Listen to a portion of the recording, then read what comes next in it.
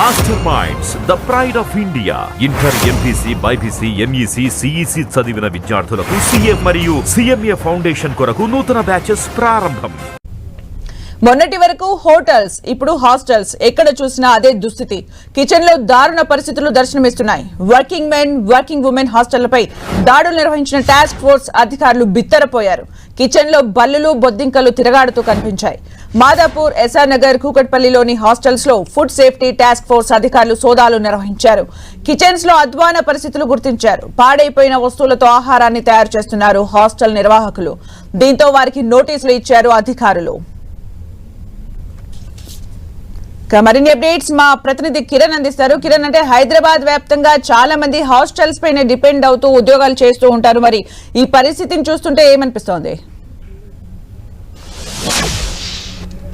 సుమిత్ర, ఇప్పటి వరకు food safety అధికారులు హోటల్స్, అటు రెస్టారెంట్లు, బార్లతో పాటు ఫుడ్ సంబంధించిన గ్రాసరీ సంబంధించిన వాటి మీద ఫోకస్ చేస్తున్న నేపథ్యంలో తాజాగా హాస్టల్స్ మీద దృష్టి సారించినట్టుగా చెప్పుకోవాల్సి ఉంటుంది.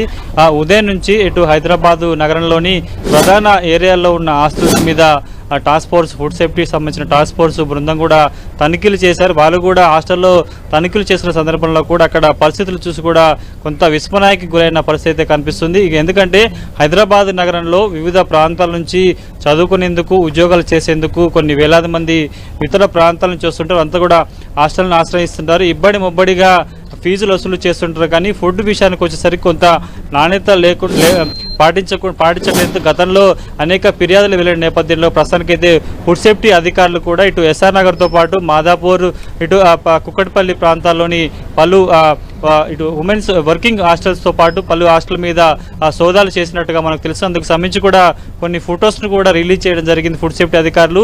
వాళ్ళు తనిఖీలు చేసిన సందర్భంలో కూడా హాస్టల్స్లో ఉన్న కిచెన్స్లో చాలా అపరిశుద్ధ వాతావరణంతో పాటు కొంత వస్తువులు ఏవైతే ఉంటే వాటి కూడా గడువు తీరిన వస్తువులు కూడా వినియోగిస్తున్నట్టుగా ఫుడ్ సేఫ్టీ అధికారుల తనిఖీల్లో బయటపడినట్టుగా మనకైతే తెలుస్తుంది. ఇప్పటికే హోటల్స్తో పాటు ఇటు రెస్టారెంట్లు, బార్లు కూడా ఏకకాలంలో తనిఖీలు చేసి అక్కడ నిబంధనలు పాటించకుండా కూడా కొంత ఇష్టారాజ్యంగా వ్యవహరిస్తున్న హోటల్స్ మీద కూడా చర్యలు తీసుకున్న నేపథ్యంలో తాజాగా వర్కింగ్ హాస్టల్స్ మీద కూడా ఇటు ఫుడ్ సేఫ్టీ అధికారులు ఫోకస్ పెట్టినట్టుగా చెప్పుకోవాల్సి ఉంటుంది. చాలా చోట్ల కిచెన్ లో దుర్గంధంతో పాటు కొంత నాసిరకమైన వస్తువులు వినియోగిస్తున్నట్టుగా వారి దృష్టికి వచ్చినట్టుగా తెలుస్తుంది. సుమిత్ర, అంటే వర్కింగ్ ఉమెన్ కానీ మెన్ కానీ చాలా పెద్ద మొత్తంలో వాళ్ళు ఫీజెస్ వసూలు చేస్తూ ఉంటారు. మరి అక్కడ కూడా సేఫ్టీ లేదు. మరి ఇక పైన అధికారులు దీనికి సంబంధించి ఫిర్యాదులు ఇవ్వడానికి ఏమైనా టోల్ ఫ్రీ నెంబర్స్ కానీ ఏమైనా ఇవ్వడం జరిగిందా?